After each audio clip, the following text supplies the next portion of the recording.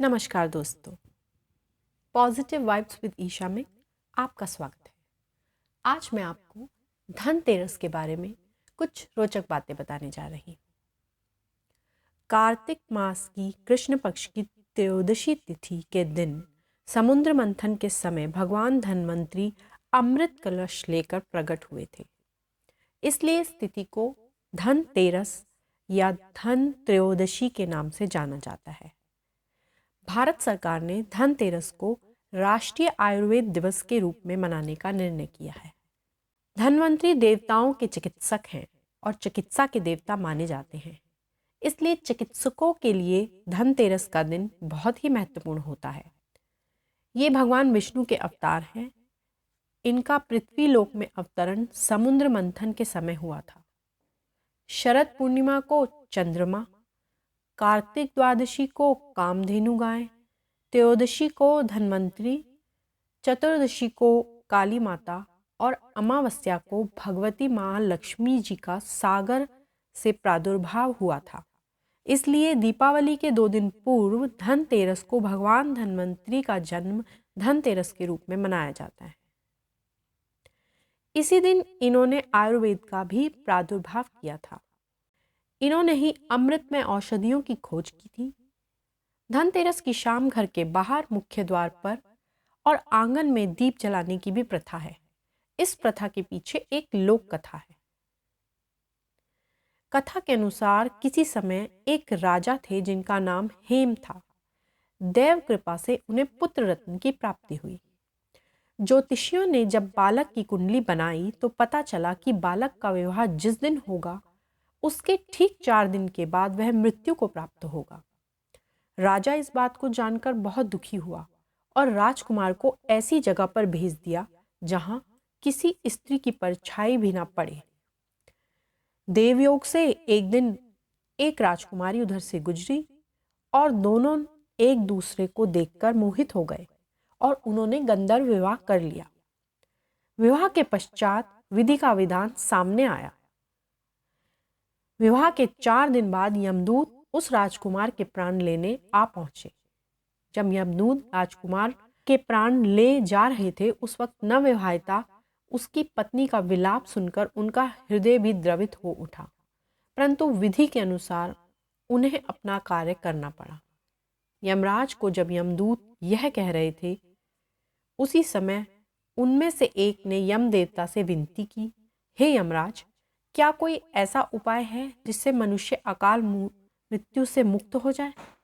दूत के इस प्रकार अनुरोध करने से यम देवता बोले, हे दूत, अकाल मृत्यु तो कर्म की गति है। इससे मुक्ति का एक आसान तरीका मैं तुम्हें बताता हूँ, सो सुनो।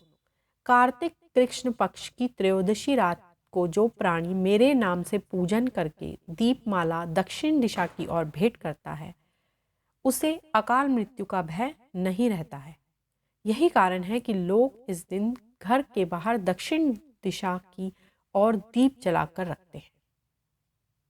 धन्वंतरी जब प्रकट हुए थे तो उनके हाथ में अमृत से भरा कलश था। भगवान धन्वंतरी चूंकि कलश लेकर प्रकट हुए थे, इसलिए इस अवसर पर बर्तन खरीदने की परंपरा है। कहीं कहीं लोक मान्यता के अनुसार यह भी कहा जाता है कि इस दिन धन खरीदने से उसमें 13 गुना वृद्धि होती है। अब मैं आपको बताती हूँ एक खास बात। धनतेरस के दिन सोना नहीं, पीतल खरीदने की परंपरा है।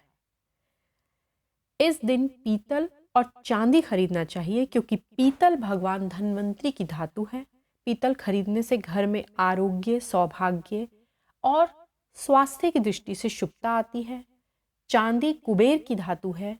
इस दिन चांदी खरीदने से घर में यश, कीर्ति, ऐश्वर्य और संपदा में वृद्धि होती है। चांदी खरीदने के पीछे यह कारण माना जाता है कि यह चंद्रमा का प्रतीक है जो शीतलता प्रदान करता है और मन में संतोष रूपी धन का वास होता है। संतोष को सबसे बड़ा धन कहा गया है। जिसके पास संतोष है वह स्वस्थ है, सुखी है और वही सबसे धनवान है। लोग इस दिन ही दीपावली की रात लक्ष्मी गणेश की पूजा हेतु मूर्तियां भी खरीदते हैं। भगवान धन्वंतरी का मंत्र इस प्रकार है, ओम नमो भगवते महासुदर्शनाय वासुदेवाय धन्वंतर्ये अमृत कलश हस्ताय सर्व भय विनाशाय सर्व रोग निवारण्याय त्रैलोकपत्ये त्रैलोक निध्ये श्री महाविष्णु स्वरूपाय श्री धन्वंतरी स्वरूपाय श्री श्री श्री औषध चक्राय नारायणाय नमः। जैन आगम में धनतेरस को धन्यतेरस या ध्यान तेरस भी कहते हैं। भगवान महावीर इस दिन तीसरे और चौथे ध्यान में जाने के लिए योग निरोध के लिए चले गए थे। 3 दिन के ध्यान के बाद योग निरोध करते हुए दीपावली के दिन निर्वाण को प्राप्त हुए।